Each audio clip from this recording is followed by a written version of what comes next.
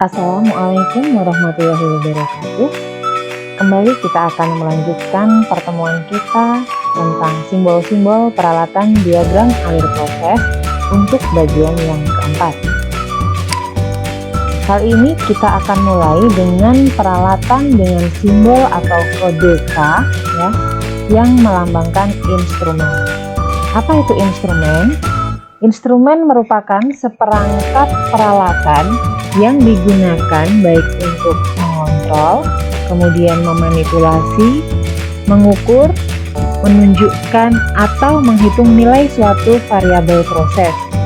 Kalau kita perhatikan pada gambar di sini ya, kita mempunyai suatu tangki, ya katakanlah di sini suatu tangki proses yang beroperasi. Nah, kemudian di beberapa bagiannya ini ditambahkan instrumen-instrumen yang baik berupa transmitter, kemudian terdapat controller dan terdapat control valve.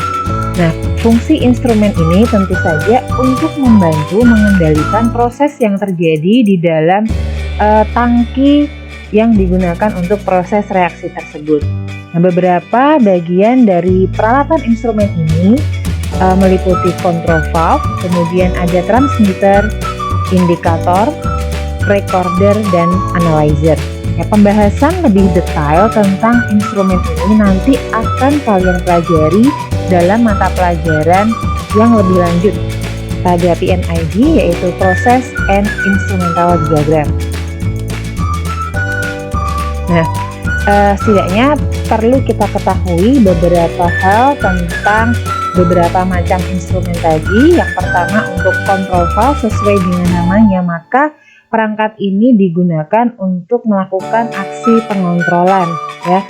Pengontrolan ini dilakukan berdasarkan oleh sinyal kontrol yang sudah dikirimkan oleh transmitter. Nah, transmitter di sini akan mengirimkan sinyal ya. Tugasnya untuk mengirimkan sinyal baik dapat berupa sinyal listrik maupun sinyal pneumatik maupun sinyal hidrolik yang akan dikirimkan menuju ke instrumen penerima. Nah, selanjutnya terdapat indikator yang dimana indikator ini akan memberikan indikasi yang dapat dibaca langsung oleh operator ya atau manusia yang bertugas mengawasi setiap alat proses. Ya, di mana indikator ini nanti dapat berupa jarum penunjuk maupun angka skala digital yang tentunya tadi dapat langsung dibaca oleh manusia atau operator yang bertugas. Selanjutnya ada recorder ya, sesuai dengan namanya. Di sini recorder akan mencatat nilai ukur atau besaran lain ya berdasarkan waktu pengukuran, kemudian dapat juga merekam memori, kemudian menyimpan data yang dikeluarkan oleh instrumen yang ditambahkan pada peralatan proses. Oke, selanjutnya untuk peralatan dengan kode L, yaitu pump atau pompa. Ya, mungkin sudah tidak asing lagi bagi kalian ya di rumah. Mungkin dalam kehidupan sehari-hari sudah sering menggunakan atau mengoperasikan pompa. Nah, sedikit berbeda mungkin yang ada di industri. Nah, pompa-pompa ini berukuran sangat besar, di mana pompa ini merupakan suatu peralatan yang digunakan untuk membantu memindahkan fluida cair dari suatu tempat ke tempat lain ya menggunakan media perpipaan. Jadi di sini nanti fluidanya dialirkan dalam perpipaan ya menuju tempat yang diinginkan dengan cara menambahkan energi atau tekanan pada fluida cair yang akan dipindahkan. Bisa kita bayangkan untuk industri yang jarak antara satu peralatan ke peralatan proses yang lain ini tentu saja tidak cukup dekat, yang mana seandainya kita ingin memindahkan bahan ya, bahan baku maupun misalnya dia produk ya dari satu tangki, misalnya dari satu tangki proses mau kita pindahkan ke tangki penyimpanan, ya kan nggak mungkin akan dipindahkan secara manual oleh operator ya, tentunya akan memakan waktu yang lama dan tenaga yang sangat besar ya, sehingga di sini kita bisa gunakan pompa untuk membantu mengalirkan fluida ya tadi dari satu tempat ke tempat yang lain, atau dapat juga untuk mensirkulasikan fluida cair di dalam sistem. Nah, ini beberapa contoh pompa yang banyak digunakan di industri. Yang pertama, untuk pompa aksial ya, di sini kita dapat lihat simbolnya seperti ini ya.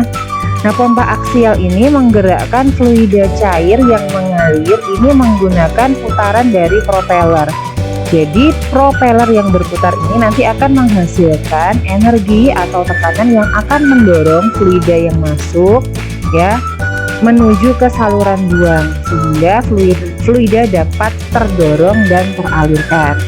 Kemudian untuk pompa sentrifugal ya, di sini menggunakan pergerakan atau putaran dari impeller ya, dimana impeller ini dengan kecepatan yang tinggi putarannya akan menghasilkan gaya sentrifugal yang akan mendorong cairan yang masuk ke dalam pompa ya, kemudian dialirkan menuju saluran buang atau tempat yang dituju.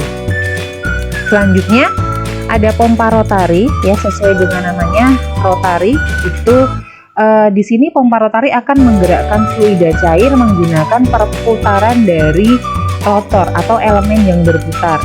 Bisa atau dapat dalam bentuk berbagai macam. Salah satunya di sini adalah berupa roda gigi ya yang berputar, ya ini contohnya 2 roda gigi berputar. Kemudian di sini keluaran dari putarannya ini akan menghasilkan energi dorong yang mampu mendorong fluida keluar meninggalkan pompa. Kemudian ada lagi sebuah pompa ya yang disebut dengan pompa reciprocating. Resiprok ini bekerja secara bolak-balik, artinya fluida yang dipindahkan ini dapat dihisap, kemudian dihisap di sini ya, dihisap, kemudian dikeluarkan atau ditekan berdasarkan gerakan bolak-balik dari piston atau torang ya. Kurang lebih seperti itu beberapa contoh gambaran pompa yang digunakan di industri. Untuk simbolnya bisa diperhatikan kembali ya, baik untuk axial flow, pompa sentrifugal, pompa rotari, dan pompa reciprocating. Kita lanjutkan pada peralatan dengan kode M, yaitu berupa agitator atau mixer. Nah, agitator ini ya akan menghasilkan suatu proses yang disebut dengan agitasi atau pengadukan, yaitu suatu operasi yang akan menciptakan terjadinya gerakan dari bahan yang diaduk. Jadi di sini bahan yang diaduk, kemudian oleh pengaduk yang nanti akan bergerak atau berputar, maka molekul-molekul di sekitar pengaduk ini akan bergerak dan komponennya menyebar sehingga akan menjadi terdispersi dan menghasilkan pola sirkulasi tertentu. Nah, efek yang ditimbulkan dari pengadukan ini tentunya akan terjadi pencampuran atau mixing dari satu atau lebih komponen yang teraduk, di mana pencampuran atau mixing sendiri di sini akan menyebabkan tersebarnya secara acak suatu bahan ke bahan lain ya, di mana bahan tersebut misalnya awal mulanya terpisah atau berupa 2 fase atau lebih. Ini proses pengadukan ya di dalam suatu bejana berpengaduk ya. Kalian bisa bayangkan untuk industri ini sangat besar sekali ya, pengaduknya bisa kalian lihat sendiri, sangat besar sekali ya, karena proses di industri itu adalah proses yang sangat besar. Ini adalah beberapa contoh dari pengaduk yang banyak digunakan di industri. Yang pertama ada tipe berupa propeller ya, di mana untuk pengaduk berupa propeller atau baling-baling ini biasanya akan bekerja ya dengan kecepatan pengadukan yang tinggi ya, di mana fluida di sini yang akan diaduk ini mempunyai viskositas atau kekentalan yang rendah sehingga mudah diaduk ya, kecepatannya tinggi dan akan menghasilkan arah aliran berupa aliran aksial ya, aliran yang sejajar dengan tangki berpengaduknya. Kemudian tipe pengaduk yang lain adalah tipe pengaduk turbin, di mana turbin banyak digunakan untuk fluida dengan viskositas yang rendah juga, di mana di sini aliran pengaduk dari turbin ya biasanya, nah bentuknya seperti ini akan menghasilkan pola aliran radial yang tegak lurus terhadap tangki berpengaduk. Kemudian ada juga tipe pengaduk berupa pedal ya, pedal atau sering disebut dayung ya, dimana jenis pedal atau dayung atau pedal ini paling banyak digunakan di industri ya. Arah alirannya nanti akan berupa aliran yang radial ya, yang tadi tegak lurus terhadap tangki, dan tangensial atau yang berputar melingkar di sekitar tangki. Nah tentu saja tipe pedal ini ya, dengan gerakannya kita bisa lihat ini bentuk pengaduknya, ini akan membantu untuk bisa mencampurkan suatu bahan ya, misalnya dengan campuran yang sudah terpisah ya, artinya di situ misalnya contoh terdapat endapan yang susah sekali dicampurkan, maka perlu diaduk menggunakan tipe pengaduk seperti pedal ini, sehingga dia akan menghasilkan, akan mengeruk endapan yang ada, sehingga dapat supaya lebih mudah tercampur. Itu untuk beberapa contoh pengaduk yang ada di industri. Kita lanjutkan untuk peralatan dengan kode Q.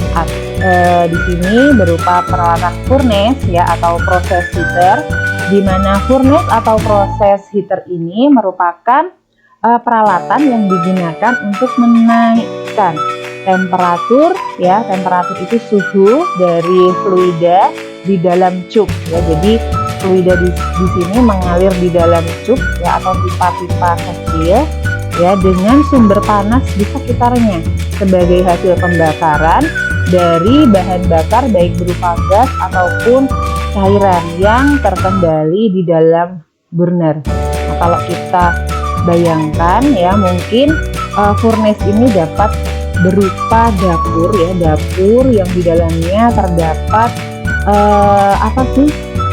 sumber-sumber panas ya, yang akan menerima panas dari bahan bakar untuk pembakaran, dimana nanti panas hasil pembakaran ini ya akan dialirkan ke dalam fluida di dalam cup-cup ini, baik secara konveksi, konduksi maupun secara radiasi ya. Jadi furnace atau proses heater ini juga disebut dengan fired heater, karena memang energi panas yang dihasilkan atau yang dipakai ini berasal dari hasil pembakaran bahan bakar di dalam dapur furnace. Tentu saja tujuan pemanasan di dalam furnace ini adalah untuk mendapatkan kondisi operasi atau suhu yang diinginkan ya. Biasanya untuk furnace ini akan menghasilkan atau meningkatkan temperatur fluida menjadi sangat tinggi ya, sangat tinggi sampai ribuan derajat Celcius. Nah, beberapa contoh atau simbol dari furnace ya, ini bisa kalian lihat ya, bisa dalam bentuk ini ada boiler, kemudian ada ini masih boiler feed water juga dalam bentuk fire tube, kemudian di sini furnace itu sendiri ya, kemudian ada proses heater dan sebagainya. Baik, kita lanjutkan untuk peralatan reaktor. Reaktor dengan kode R ini merupakan alat proses di mana terjadinya reaksi berlangsung. Ya, reaksi ini baik dapat berupa reaksi kimia ataupun reaksi nuklir ya, tetapi bukan reaksi yang terjadi secara fisika ya. Kalau kita bayangkan reaktor, ketika kita bekerja di laboratorium, biasanya misalnya kita mereaksikan suatu bahan atau suatu reaktan A dicampurkan dengan reaktan B di dalam suatu tabung reaksi kecil, kemudian di dalam tabung reaksi itu terjadi reaksi, maka tabung reaksi ini juga dapat disebut reaktor. Jadi reaktor merupakan tempat terjadinya reaksi. Kita dapat lihat pada ilustrasi di sini ya suatu reaktan A ya yang akan dicampurkan dengan reaktan B, di mana reaktan A ini dari tangki penyimpanannya akan dialirkan ya menggunakan pompa ya menuju ke dalam reaktor. Begitu juga dengan reaktan B yang akan dihisap di sini atau dialirkan menggunakan pompa menuju ke dalam reaktor. Nah, di dalam reaktor ini tentunya nanti reaktan A atau bahan baku A dan bahan baku B ini akan bereaksi. Ya, dibantu dengan adanya pengadukan di sini sehingga nanti akan atau sampai terjadi produk yang diinginkan ya, kemudian nanti produknya dikeluarkan. Ya, kurang lebih gambarannya seperti itu untuk proses reaksi di dalam reaktor. Nah, ini beberapa contoh atau simbol dari reaktor itu sendiri ya, seperti ini ya. Reaktor ini adalah gambar dari reaktor umum yang kalau seperti ini modelnya adalah batch reaktor, di mana batch reaktor ini ketika atau selama proses maka tidak ada bahan yang masuk dan keluar. Jadi bahan masuk kemudian direaksikan dalam waktu tertentu sampai produk terbentuk ya. Jadi selama proses tidak ada produk yang keluar dulu sampai proses selesai, itu baru produk nanti bisa dikeluarkan. Misalnya contohnya ini untuk yang batch reaktor adalah pada pembuatan atau fermentasi alkohol. Kemudian kalau yang di sini ya pada gambarnya ini terjadi aliran umpan atau bahan baku masuk dan produk yang keluar. Jadi di sini reaktornya bekerja secara continuous stirred tank reaktor ya, dimana untuk reaktor kontinu itu maka atau selama proses umpan dan produk mengalir secara terus-menerus. Kemudian terdapat juga tipe plug flow reaktor ya, dimana kita bisa lihat di sini untuk plug flow reaktornya ini berbentuk seperti pipa, sehingga umpan atau bahan yang masuk di sini ya akan mengalir di sepanjang pipa ini ya, sehingga di selama pengaliran itu akan terjadi reaksi ya. Semakin lama atau semakin panjang reaktornya, maka kontak yang terjadi, reaksi yang terjadi ini akan semakin banyak, sehingga konversi atau produk yang dihasilkan ini menjadi semakin tinggi. Ini adalah gambaran dari reaktor industri.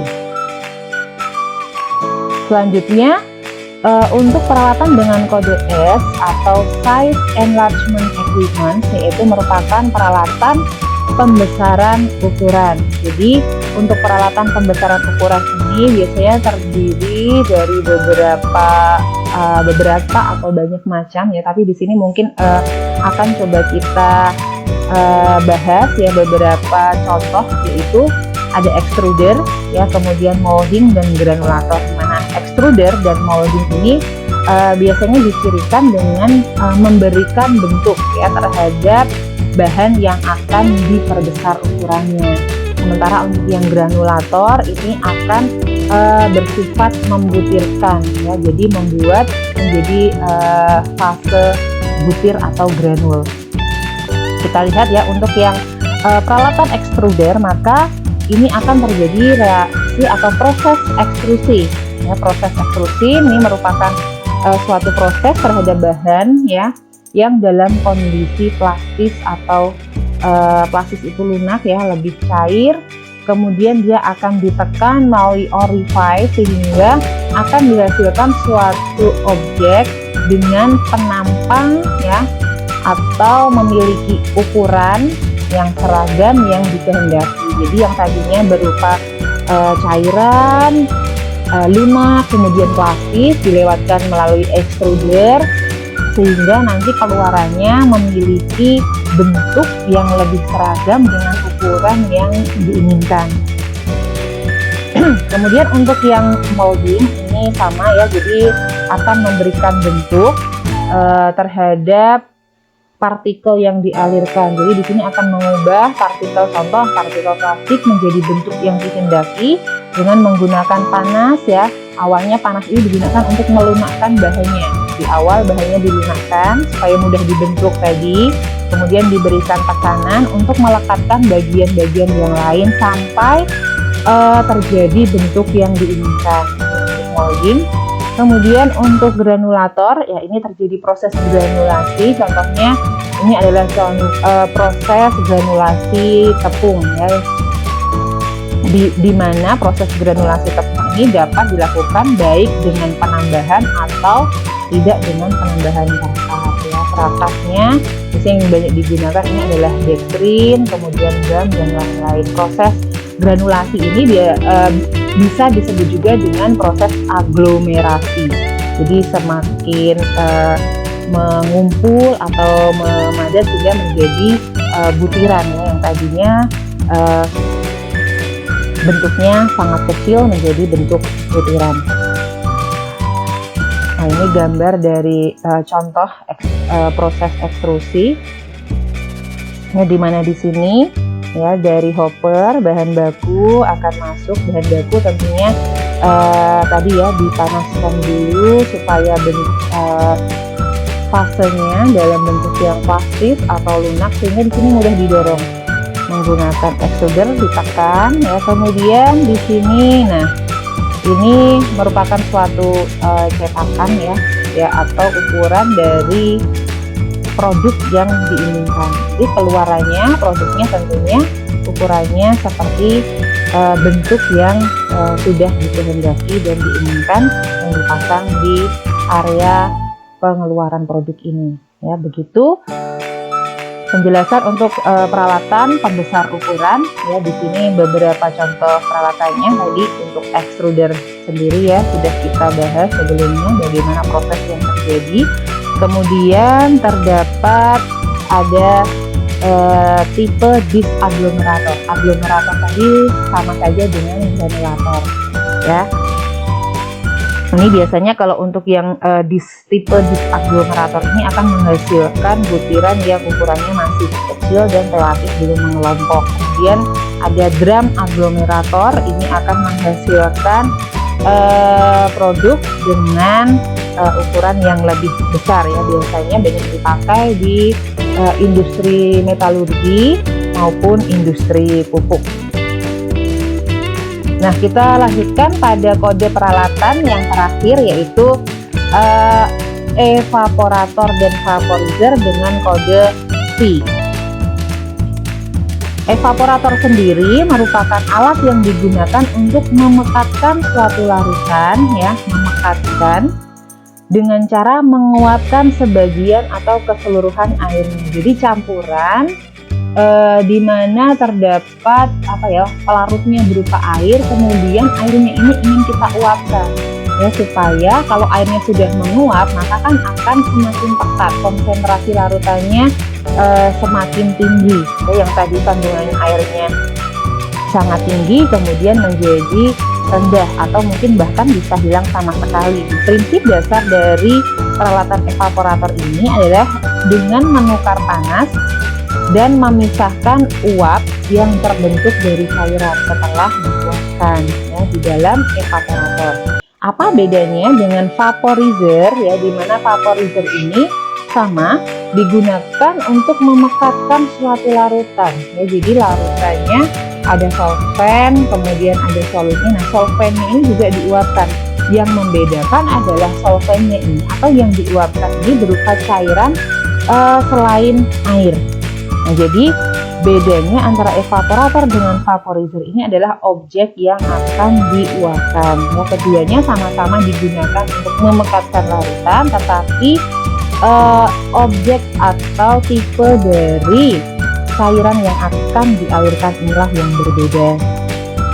Ini beberapa contoh dari simbol evaporator ya, mulai dari yang short tube nih. Short tube, kemudian ada yang long tube ya, lebih panjang. Kemudian ini tipe falling film ya. Kemudian ada yang tipe horizontal ya, yang akan membantu menguapkan fluidanya ya, cairannya, sehingga nanti produk atau keluarannya itu berupa larutan yang sudah pekat, yang memiliki konsentrasi ya yang lebih tinggi dibandingkan sebelum dikuatkan. Nah, demikian penjelasan tentang simbol-simbol peralatan proses industri kimia ya. Sudah kita bahas mulai dari part 1 sampai dengan part 4. Alhamdulillah, mudah-mudahan dapat diterima dan dapat dipahami oleh anak-anakku sekalian ya. Demikian penjelasan yang dapat kami sampaikan. Sekian, wassalamualaikum warahmatullahi wabarakatuh.